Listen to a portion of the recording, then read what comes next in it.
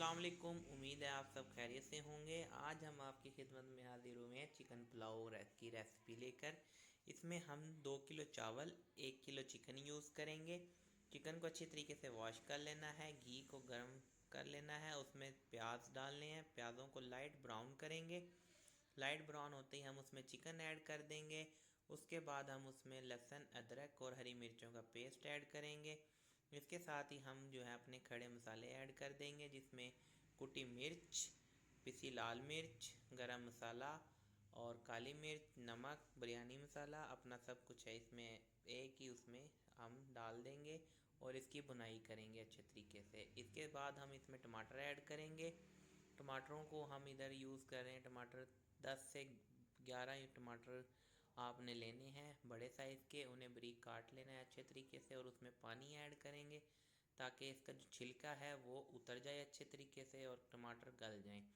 ढक्कन लगा देना है ताकि टमाटर अच्छी तरीके से गल जाएं। 10 से 15 मिनट के लिए आपने इसे पकाना है। उसके बाद इसके आपने देखें ये टमाटर तकरीबन जो है हमारा गल चुका है। इसका छिलका अलग कर देंगे इसको, और छिलका अलग करते ही इसकी बुनाई करेंगे मसाले की। अच्छे तरीके से बुनाई होगी, जितने तक ये घी नहीं छोड़ता इसकी हम बुनाई करेंगे, क्योंकि मसाले ही सब कुछ। मसाला अच्छा बनेगा तो चावल अच्छे बनेंगे।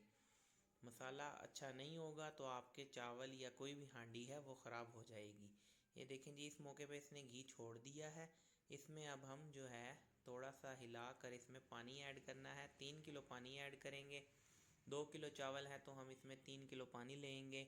चावल हम यूज़ कर रहे हैं अच्छे वाला स्टीम वाला, और इसे 20 से 25 मिनट पहले आपने भिगो देना है और अच्छे तरीके से वॉश कर कर आपने भिगो के रख देना है। इससे चावल फूलेगा भी और अच्छा भी बनेगा।